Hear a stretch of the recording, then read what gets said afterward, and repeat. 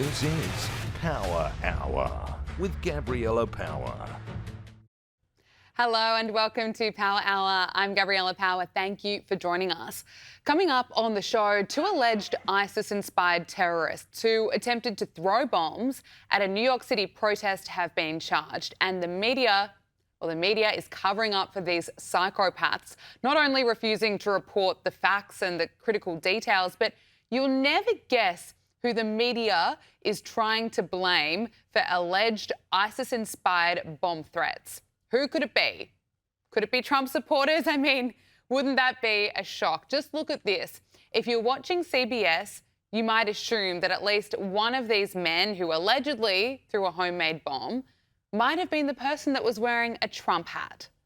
Tonight, the FBI is investigating two men after an explosive device with bolts and screws was thrown into a crowd. It happened in New York City on Saturday during a protest that turned violent outside the mayor's official residence.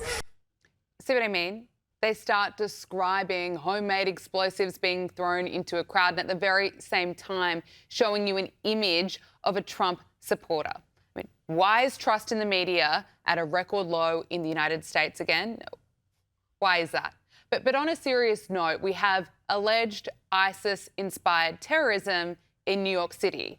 And if you're watching the mainstream media or if you're reading New York City Mayor Zohran Mamdani's tweet, well, you would think that the real danger is white supremacy. Here is the tweet from New York City Mayor Zohran Mamdani. He posted, yesterday, white supremacist Jake Lang organised a protest outside Gracie Mansion rooted in bigotry and racism. Such hate has no place in New York City. It is an affront to our city's values and the unity that defines who we are. What followed was even more disturbing. Violence at a protest is never acceptable. The attempt to use an explosive device and hurt others is not only criminal, it is reprehensible and the antithesis of who we are. I want to thank the brave men and women of the New York Police Department who acted quickly to keep New Yorkers safe. So what do you make of that? Mamdani happy to call out white supremacy, which of course should be called out if that is what was happening, but not a word about who was allegedly throwing these homemade bombs at protesters. I mean, why bother with that detail? They were allegedly inspired by ISIS. We'll have more to say on this later in the show, but also Donald Trump, he is praising the military, reminding Americans as well that this war with Iran is going to be successful. In many ways, it already is, but crucially, it is going to be as short as possible. We took a little excursion because we felt we had to do that to get rid of some evil. And I think you'll see it's going to be a short-term excursion. How good is our military, right? Amazing. How good. Short-term. Short-term. Thank you. They're great. Short term. He certainly has a way with words sometimes. Look, he has to say this because the leftist media has been in meltdown that this conflict has been going on for a whole week. Of course, typically wars, they drag on for years. This operation has been going on for a week, and lefties and some on the right as well calling this a forever war and are upset that they're not being told every step that the United States and Israel are going to take. Here is Pete Hegseth firing back at the fake news. People ask boots on the ground, no boots on the ground, 4 weeks, 2 weeks, 6 weeks, go in, go in. President Trump knows, I know, you don't tell the enemy, you don't tell the press, you don't tell anybody what your limits would be on an operation. We're willing to go as far as we need to in order to be successful. I mean, he's just stating the obvious there, isn't he? And people in the media, people suffering from Trump derangement syndrome, they still don't get it. One day they just might.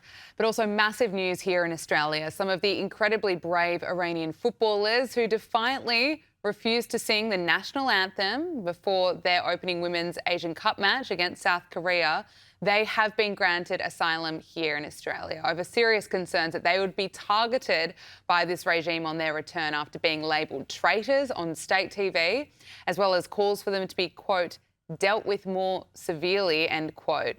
5 of these women, they have been granted asylum here. And who has been on the phones, working the phones to make sure that these women were going to be offered safety right here? the President of the United States calling our Prime Minister Anthony Albanese at 2 in the morning to make sure this was going to happen. Look, every country has its healthcare problems, but America's Medicare system is on another level. Millions of seniors end up on the wrong plan every year. They either overpay, lose access to their doctors, or both. Not because they did anything wrong, but because the system is designed to confuse them. And it gets worse. A lot of Medicare advisors are really just salespeople pushing whichever plan pays them the biggest commission. That's why I want to tell all of my American Power Hour viewers about Chapter. Chapter doesn't work for big insurance or the government. They're independent. In fact, they're the only advisor that compares every Medicare plan nationwide to find one that actually fits your needs. On average, that saves people about $1,100 a year. Just have a read of the testimonials. One woman, Jill, said that Chapter showed her better options that didn't even appear on the Medicare.gov website. That is how broken the system is and how valuable it is to have someone truly on your side. So if you are looking for Medicare guidance, don't go it alone. Call the number below to speak with Chapter and get clear, unbiased guidance on your Medicare options. Joining us now is Adam Crichton, Chief Economist and Senior Research Fellow at the Institute of Public Affairs. Adam, it's great to see you. I want to get into the war in the Middle East in a moment, but I want to talk to you about this alleged ISIS-inspired bomb threat rocking New York City. Two men, allegedly inspired by ISIS, tried to set off homemade bombs. They have now been charged. One suspect allegedly shouted Allah Akbar before throwing the IED. But just watching how this story has been covered by the media, I mean, you wouldn't know a thing about these people. In fact, you might even get the impression that these bombs were placed by white supremacists because these bombs, they were allegedly thrown at a protest that was organised by right-wing activist Jake Lang that was anti-Islam. Just looking at the media, NBC posted on X multiple arrests made after suspicious devices found outside Gracie Mansion, home of Mayor Zoran Mamdani, during anti-Islam rally and counter-protest. AP had a similar headline as well, and it just kind of implies that the right-wing protesters could have been the ones throwing these bombs at him. Yeah, certainly. That's no surprise to me. Obviously, I was in the US for 4 years and I watched the US mainstream media a great deal, and they are extremely biased against Donald Trump. So this is no surprise to me. It's a really shocking turn of events. There could have been many, many deaths here. I think 3 bombs were thrown. They could have killed many people. I believe one of the suspects was asked while he was taken away what he intended, and he said that he wanted it to be much worse than the Boston Marathon bombing of a few years back. Wow. So that is rather terrifying. But the extraordinary thing too is the mayor of New York, the new mayor, Mamdani, he basically condemned the original protests more than the bomb throwers in a tweet, which is quite extraordinary. But it's worth dwelling on the so-called Nazi protests. I think there are only 20 or so people there protesting fairly peacefully. Of course, we don't disagree. We don't agree with their message, obviously, but they were not doing anything that was illegal. And indeed, in the US, speech is very free, and there are Supreme Court cases going back to 1969, the Brandenburg case, and to 1977, the Skokie case, that actually spell out very clearly that it is perfectly okay for white supremacists or Ku Klux Klan members to protest peacefully. So it was legal. What is not legal, of course, is throwing bombs that are meant to blow many people up, and that barely got a mention in the mayor's tweet. You're exactly right. We've got this tweet. He wrote, yesterday, white supremacist Jake Lang organised a protest outside Gracie Mansion, rooted in bigotry and racism. Such hate has no place in New York City. It is an affront to our city's values and the unity that defines who we are. What followed was even more disturbing. Violence at a protest is never acceptable. The attempt to use an explosive device and hurt others is not only criminal, it is reprehensible and the antithesis of who we are. I want to thank the brave men and women of the New York Police Department who acted quickly to keep New Yorkers safe. I mean, no mention there at all about, he's happy to call out Jake Lang by name, calling him out as a white supremacist, but not a word about who these people were that allegedly threw this bomb, who the suspects were, and of course we know were allegedly, I should say, inspired by ISIS. I mean, as if that's important, Adam. No, look, certainly there's an irony too. I believe the protests, I'm not even sure that they were white supremacists. The media, of course, likes to use that phrase for anything they don't like. I think they were protesting against Islamic extremism. And it's somewhat ironic that they had bombs thrown at them by extremists, but, you know, by exactly that. So, I mean, it kind of proved their point in a way. But the worrying thing is these were just two teenage boys, I believe, or teenage men, just finished high school. They had no criminal record. And they had been inspired. They even said, they told reporters, I believe, that they were inspired by ISIS. So it's a very worrying turn of events. And, you know, there could be many more cases like this in the US. Let's hope that there aren't. Let's hope that there aren't. But of course, we know in Australia there was an ISIS-inspired alleged terror attack just a few months ago. It's so concerning, and it's really up to leaders to call this out for what it is. And also, just while we're on Mamdani, there are reports that Mamdani's wife liked an Instagram post calling the sexual violence on October 7 a hoax and referred to the terror attack as a collective liberation. Mamdani not apologising for his wife's on his wife's behalf either, just saying that she's a private person. Adam, I want to move on to what is happening with Iran. The son of the late Ayatollah Ali Khamenei, Mojtaba Khamenei, has been appointed supreme leader. US President Donald Trump has called him unacceptable, telling Axios that we want someone that will bring harmony and peace to Iran. Look, everyone wants to know what the outcome's going to be. Obviously, Donald Trump has taken a huge gamble, but it is hopefully be high reward. What do you make of this new supreme leader, and is he going to last long? Yeah. Well, look, I mean, there's so much to say here. I mean, in terms of the new leader, look, it's hard to know what he's going to be like. I had never heard of him. I didn't even know the late Ayatollah had children. I thought it was my understanding that the late Ayatollah did not want his children to take over from him because he did not want it to be a monarchy, but it seems to be that that's the way that it is going. Of course, there's also been reports that he's been seriously wounded, the new leader. So we don't know how seriously wounded. Look, I think it was a mistake for the leadership in Tehran to choose the son of the late leader. It makes it look more like a monarchy. It makes it look more like the regime of Shahs that they overthrew in 1979. So I don't see how that's going to endear themselves to the populace, to create a monarchy. There must have been lots of other people that would do the job. But of course, the more serious point is, you know, this is, you know, really not what the US wants. I think Donald Trump himself has said that. They'd like someone totally different. They would like someone like they have in Venezuela, who is easier to work with, who will be sympathetic to the US. It doesn't seem like that is the case so far. Certainly, the whole war has been a very big gamble, as you said. Look, I think it's too early to say whether it has paid off or not. And of course, the first casualty in war is truth. So we don't really know what is happening. I must say, I kind of look at all different news outlets. I look foreign outlets, domestic outlets. It's very hard sometimes to piece together what is actually happening. Because of course, governments on both sides tell the media things that aren't entirely true, and the media in good faith reports them. So you don't really know.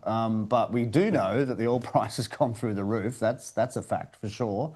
And thankfully, it's come off a bit in the last day or two, or just overnight, in fact, when Donald Trump said he thinks the war's almost over. But then other people in the administration say it's not almost over. Certainly Iran says it's not over. And they have a vote in this, presumably. So, look, we have to wait and see. But it's just amazing to listen to the noise around this war. People are asking, is it almost over? It's been 1 week. We're only 8 days in, and there's just, there's no patience with this war. When is it coming to an end? Is it going to be soon? Obviously, the president says that this is going to be short term, and I believe that he does want this to be short term, but of course wants it to be successful. The president provided an update on the situation in the Middle East just a short time ago, reminding the world that what he's doing right now is he's keeping his promises. On the very first day I came down the escalator in 2015, I said, quote, I will stop Iran from getting nuclear weapons, and all I'm doing is keeping my promise. Think of that. That was in 2015. I said it. It was a threat then and a much bigger threat now, but no longer a threat, not for a long time anyway. And Adam, just to pick up on something you mentioned earlier, that the oil prices. Now, Donald Trump said over the weekend that the increase in oil it's a very small price to pay for safety and peace amid this conflict. He posted on Truth Social, short-term oil prices, which will drop rapidly when the destruction of the Iran nuclear threat is over, is a very small price to pay for USA and world safety and peace. Only fools would think differently. And I think he's really got a bit of a point there, really, when we are so blessed, really, here in Australia, when we are seeing that the oil prices go up. Men and women are bravely at war trying to defend, really Western civilization and taking out this evil threat. And we're worried about the oil. Yeah, look, I think you're right. I think it's a very small price to pay if the war only lasts a few weeks. The oil price has come down, as you said. It went through $100 a barrel. The last time I checked a few hours ago, it was about 90. That's still very high, though. It was basically averaging about $65, $70 a barrel for most of this year so far, for the last 6 months or so. So that's about $20 increase if it stays where it is. The worry, I think, for policymakers in the US and especially Australia, where the impact of the oil price is even greater on inflation, is that inflation rate. I mean, it's almost certain in Australia that the inflation rate now will go through 4%. I think that's a near certainty. It's 3.8 now, as you know. 4% is very embarrassing. It's going to mean the RBA has to put up rates. And in the US too, I mean, it's not quite as affected as us by the oil price, because of course they have their own oil and they're also massively increasing production in the US. We're not, of course, we don't really have any oil production. We're completely dependent on oil imports for 90%. So the inflation rate is a concern, but if it does return to normal levels in a few weeks, it won't be a huge hit. The issue is, what sort of economic pain can the regime in Tehran inflict on the US? And we still don't really know. We don't know how many missiles they have. I mean, the fog of war is very, very thick. So let's hope the US is right. I really hope the regime falls, and it falls soon. I mean, that's probably, if someone forced me to bet, that's what I'd say will happen in the next couple of weeks. The regime, through back channels, will basically ask for an off-ramp so they can stay in power and the war can end, because they don't want to see the destruction of their country. The US is very capable of doing that. But then on the other hand, there's great cost for the US too. Their missiles are millions of dollars each. I think the Iranian ones are very cheap. And we don't know how many they have in storage. I mean, that is so extraordinary. If in just a few weeks we'll be able to see regime change. Just going back to your point when you were talking about inflation here and what we could potentially be up for here in Australia, listening to our leaders, it kind of reminds me of the COVID era. Don't panic buy, don't travel. It's going to get worse before it gets better. Obviously, a very different situation. But you mentioned those fears around inflation, that it could get as high as 5%. I mean, how much is that really going to hurt us? Yeah, well, look, I'm shocked actually to see market pricing just this morning that the chance of a rate increase next week or the week after, whenever the meeting is only 40%. I mean, I would have thought it'd be almost 100%. I mean, it's a very bad look for the RBI, I would say. This is a slightly different subject, but I mean, they're meant to keep inflation between 2 and 3. It's now 3.8%, and if their forecasts are true, the current RBA forecast, it will be outside that band for 7 years. So they're not really doing a very good job at keeping it within 2 and 3. So if they want to have any credibility, they're going to have to put up rates. And of course, that's bad for the economy. It's bad in the lead up to the budget for the government, because that's going to put up all the interest costs of that $1 trillion debt that we've been talking about before. The national growth figures will slow almost certainly. That's what happens when the oil price goes up. So there's lots of negative consequences. And as for the government saying, don't panic, well, what do they know? They wouldn't have a clue about the future, right? I mean, we saw through COVID, things can get much worse. The official forecasts are always wrong. Chris Bowen has no idea about what's going to happen in the war. So it's understandable he says that. But if I was someone who was very dependent on oil for my business, then I probably would rush out and buy a lot. No, you're absolutely right. Adam Crichton, Chief Economist and Senior Research Fellow at the Institute of Public Affairs. Thank you so much for joining us. Great to speak with you. Thanks, Gab. Joining us now is James Morrow, host of the US Report and the Daily Telegraph's National Affairs Editor. James, great to see you. Great to be here. Huge news today and all week. There's a lot to unpack. But of course, the big news today, confirmation that these 5 players of the Iranian women's soccer team have been granted humanitarian visas. The footballers have been, of course, facing the risk of being persecuted, going back to Iran after not singing their national anthem so bravely before their match against South Korea. Now, a key person involved in this the President of the United States. He, of course, posted on Truth Social, Australia is making a terrible humanitarian mistake by allowing the Iran national women's soccer team to be forced back to Iran, where they will most likely be killed. Don't do it, Mr. Prime Minister. Give them asylum.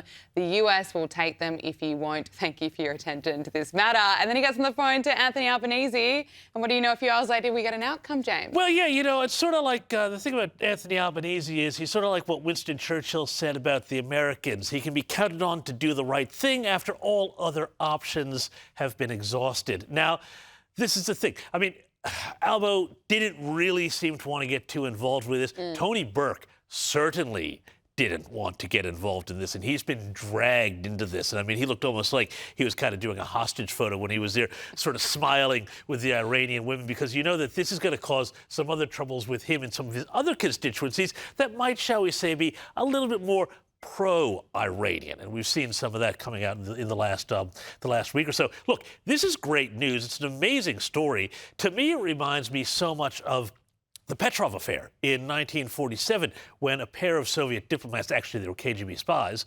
defected here in Australia. Robert Menzies was prime minister. The husband made a clean getaway, but the KGB tried to bundle the wife back to the Soviet Union. Now, he had ASIO agents basically get on the plane at Darwin when it stopped to refuel and take her off and get her off the plane and save her from the clutches of the KGB. Feels very much like the same sort of thing, except I don't think we could compare Anthony Albanese to Robert Menzies. Don't think so either, but it's interesting you make the point about Tony Burke. You know, being dragged into this, because we heard Matt Thistlethwaite just on Sunday saying, you know, essentially saying that they won't be offered asylum, and then a few days later they've suddenly been apparently working around the clock to make sure that they were. Yeah, it's really interesting asylum. Because I mean, this blows up all of the contradictions on the left here. I mean, like, I want to do a welfare check on Grace Tame. How is she going with this here? You know, why would these women, you know, these feminist women want to be, you know, in Australia when Iran is out there globalizing the Intifada, which is just what she wants to happen? So, look, there's so many hypocrisies on the left. I think it's a great human story. It's a fantastic story for freedom. I hope that something can happen with the other young women on this team here, because I don't want to see anybody going back. But the biggest thing that we have to hope for is that the regime actually does fall, it does change, and that you do get a free Iran so that they can go back and be with their families or stay here if they want to. And we can all go to Iran if we want to one day. I know no one has a crystal ball, but what's your assessment? Do you think this regime could fall in just a few weeks? Look, the IRGC, so it's really complicated. The way Iran is governed, it's sort of 2 or 3 different big power structures. There's something called the Ardesh, which is the sort of the National Defense Force. It is not political. It's not theocratic. The Iranian Revolutionary Guard Corps, that's where power seems to be held. Now, this new Ayatollah that they've got, Mojtaba, the son of Khamenei, apparently he's been very badly injured already in an airstrike. I've heard potentially that he's lost a leg. He may not even know that he has been nominated the new Ayatollah in, you know, the great reality show, Iran's Next Top Cleric. So we don't know what's going to happen with him. Look, Trump seems very serious about not just saying we are degrading the weapons, because what he said the other day was very important. He said we can't be going back there every 5 or 10 years. There has to be some sort of permanent change, whether that's a transitional authority under the Shah, whether it's something else. But one thing I would say is that look for the Ardesh, which is the non-theological, non-politicized, you know, state sort of police and army to play a big role in that. The big challenge, of course, will also be, you know, de-Baathification was the big thing that they screwed up after Iraq. You know, so what do you do with all the people who were involved with the IRGC?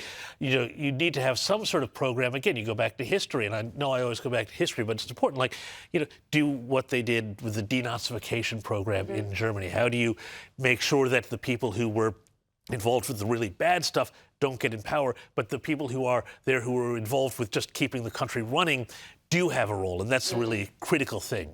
And there's been a development today that, the Australian government has announced that Australia will be sending missiles, personnel and a plane to the Gulf to help defend states that are under attack from Iran. Penny Wong on Sunday said that Gulf states asked for help, and then the Prime Minister today revealed that military assistance would go to the UAE and that Defence Force personnel would be deployed for an initial 4 weeks. It's going to be a bit longer than 4 weeks. Well, it's going to be a bit longer than 4 weeks, but also I kind of feel like this is a bit of a tell that they know that the hostilities are going to be starting to wind down soon, because we don't have the power to the force that we can really project. Remember in 22, Albanese refused to send a ship to the Red Sea when they were asking for help with the Houthis and keeping shipping going through the Red Sea. We don't really have the ability to project power. This is a huge indictment on the way we've managed our defense forces, and it's terrible. Both sides of politics, I think, have mismanaged this. But that's another story. I think that what's happened, though, we've seen 10 days in, Iran's missile barrages have dropped by about 80 or 90%. Their drone strikes have, dropped by that much too. So we're coming in, sort of to the last quarter of this phase of the operation. That's what I think. That's extraordinary, because we're hearing so much anger from some of the leftist media saying this is going to be a forever war, and is it over yet? And I'll let you into a secret, Gab. I'm going to let you into a secret. The left want it to be a forever war. The left want it to be a quagmire.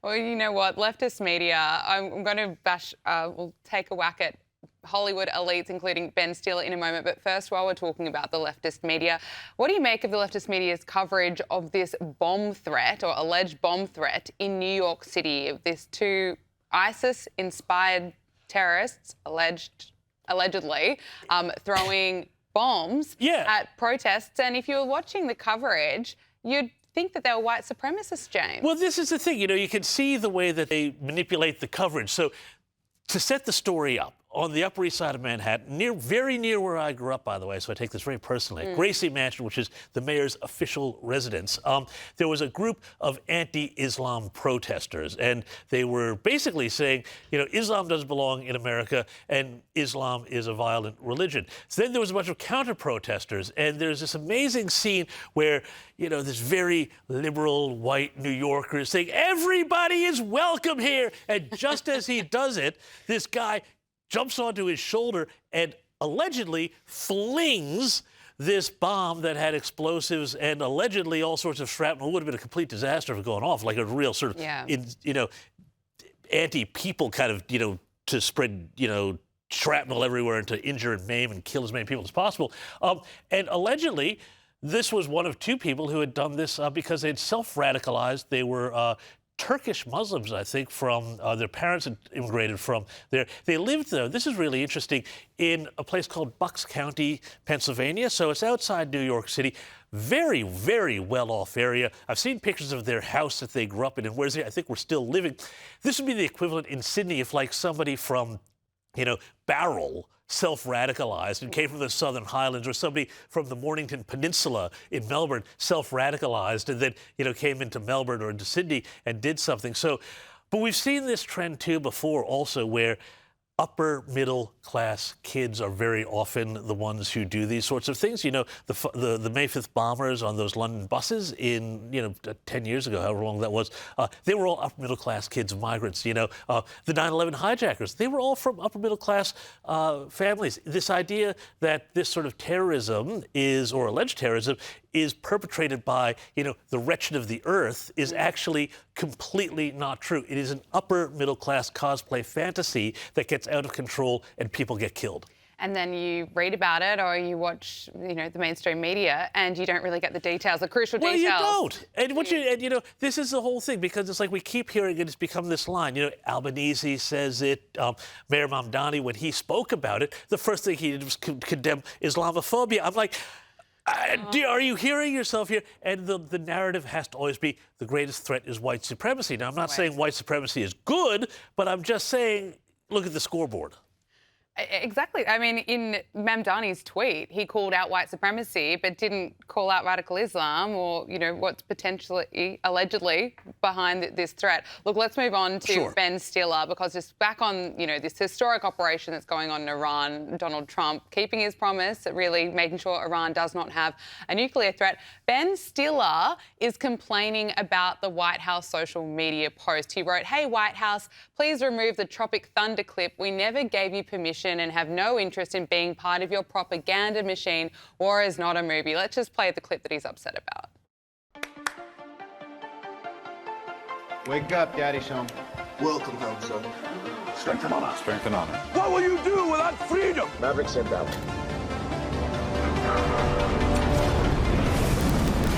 You can't conceive of what I'm capable of. Finishing this fight. Yeah, I'm thinking on that.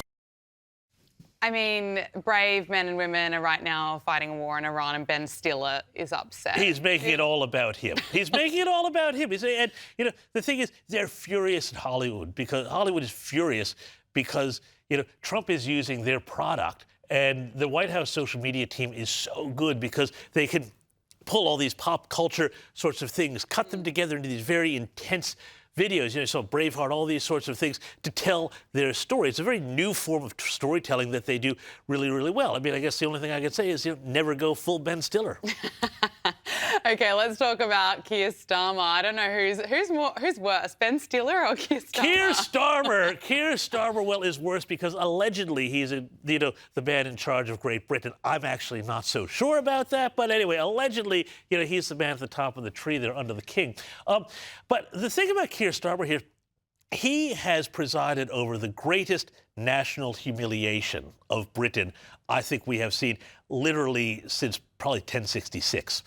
This has been such an epic disaster for them, and Donald Trump has quite rightly called him out for this. Winston Churchill famously said, his advice to every prime minister, never become separated from the Americans. Never become separated from the Americans. And he has completely done this. And part of the thing, too, is that the British military is now so run down, they have no power at all to fight this war at all. They were going to send an aircraft carrier to their one functioning aircraft carrier to the Gulf.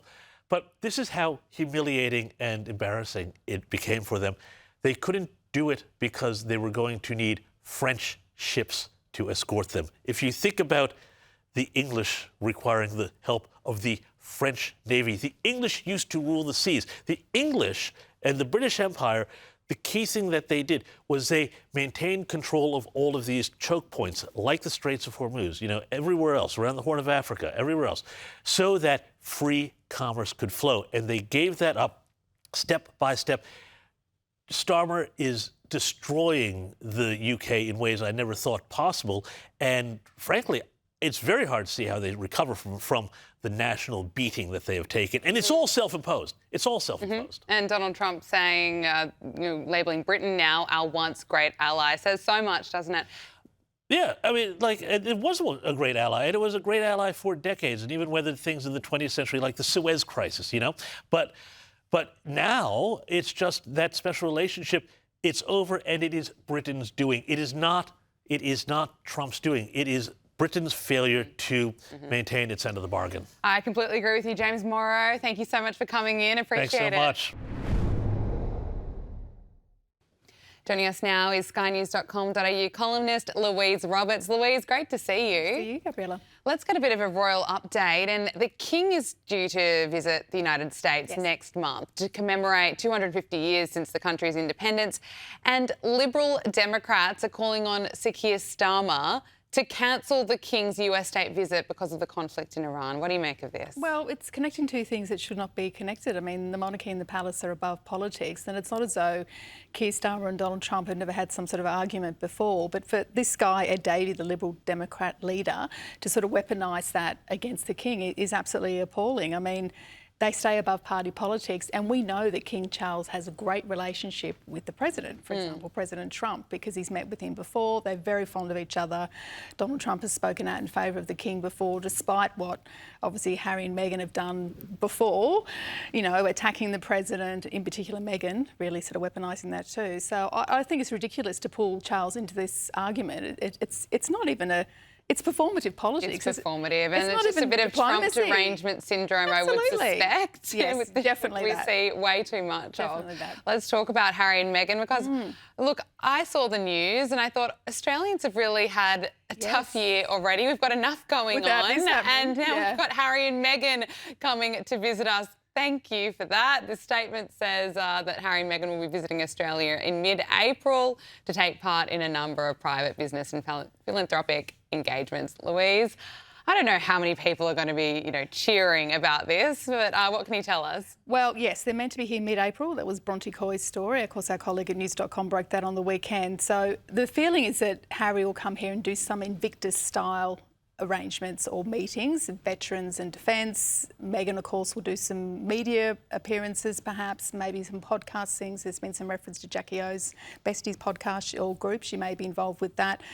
Women's leadership and empowerment events are Meghan's big thing, so expect her to be in that space, and hopefully some charity work as well. But look, this is very much being stressed as not a royal tour, but we know these two love to do the quasi-royal tour. They were in Jordan literally 2 days before the Middle East was bombed, so they managed to escape unscathed, which is great. But you know, they still have royal titles, so the optics very much are that they are part of the royal circle, I feel.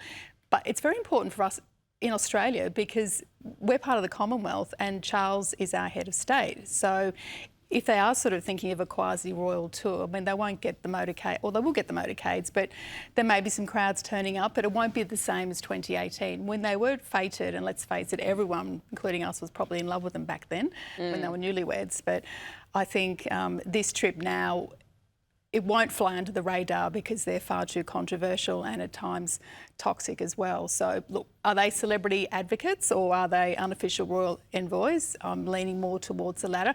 And that's good for them to let people think that they are still royal adjacent when clearly they're not. Yeah, you know, Meghan Markle, who knows what she'll have to say when she gets down here. Obviously, she likes telling everyone that she's a founder and who knows whether she'll bring out her flower sprinkles or whatever she likes to Well, she needs a new deal because Netflix have dumped her, haven't they? So she needs some other, you know, product line or she needs another TV show. Mid-April, just what Australians want is Meghan Markle promotion happening Easter right present. here. Let's move on. Former Prince Andrew, I'm still used to saying that, the former personal assistant to Andrew Mountbatten Windsor has revealed that she would be speaking to police about her time serving under the disgraced former prince. This is Charlotte Manley. She was a private secretary and treasurer to Andrew from 2001 to 2003, and before that she'd served as his assistant private secretary and treasurer since 1996. Well, I'll tell you what, she'd probably have a fair bit of information. It's good news to hear that she'll be cooperating. Yes, she said that she would rather talk to police and the press, and often it's the other way around, of course. But this is a fascinating story because this is obviously a woman who's, you know, served in the Royal Navy. She's held quite a position in society, but she accompanied Andrew on some of those trade envoy trips. And there's no suggestion, of course, that she's done anything wrong. And, of course, Andrew's denied all allegations as well. But what this story has actually unearthed is some grim but fascinating detail about the way Andrew operates. And she talks about a masseuse that apparently Ghislaine Maxwell was a client of and then booked for Andrew. And there's all sorts of detail of Andrew coming out in his robe and then not coming out in his robe. But what's interesting is that it's the normalisation of Ghislaine Maxwell within royal circles, the fact that she had that access. She could book appointments for people to come into Buckingham Palace. And Charlotte talks about paying for one of these treatments with a Buckingham Palace chequebook, if such a thing exists. 75 quid or 75 pounds for it back in 2000, probably a lot more expensive now. So I found that really interesting that, you know, although Andrew and everyone's trying to distance themselves from Ghislaine, she was very much in the fold there. And Princess Eugenie has quietly given up a major charity role with Anti-Slavery International. So this is, of course, the youngest daughter of Andrew Mountbatten Windsor. She has stepped down from her role as patron of the world's oldest human rights organisation after 7 years of service. What can you tell us about this? Well, Yeah, she had 7 years in the role and by all accounts did a fantastic job, did really good work in raising the profile and was actively involved, was not really a figurehead but actually sort of in there and hosting events and stuff like that. But this is the reputational black hole that her father has created. Because of his relationship with Epstein, anyone who's adjacent to him gets sucked into this space where they're having to drop, you know, projects and charity work because optics matter to charities. You know, you can't have an anti-slavery charity with her as the patron of it, given what her father has done. And of course, she's not done anything wrong, and neither has her sister, and neither has her mother, Sarah Ferguson, to that end.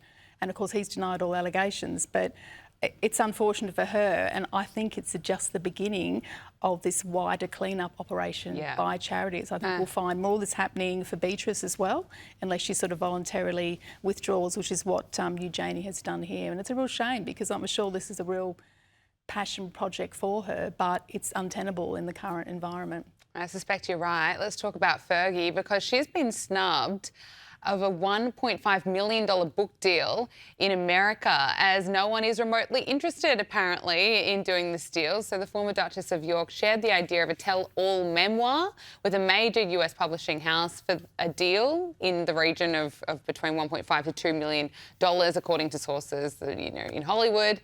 But no one's interested. No one's interested. And I think the worm has really turned here on these kiss and tell books, which would have been a huge payday for certainly tabloid papers, but also for book publishers, because it'd be behind the scenes, warts and all, of what life was really like as a royal. This shows how toxic her brand has become as well, because no one wants to be seen to be monetising the Epstein scandal at all. And also Fergie's got quite the footprint as an author. She's written children's books, she's done lots of stuff in that space, but this was obviously a bridge too far. And I'm not overly surprised that she's tried to sell a book, to be honest, because she's obviously looking at any opportunity now to try and cash in. But I think from a publisher's point of view, it's just too hot to handle. No one's going to go near it. Louise Roberts, thank you so much for coming in. Great to see you. And that is Power Hour. Thank you for your company. We'll see you tomorrow. Make sure you subscribe to Sky News Australia on YouTube.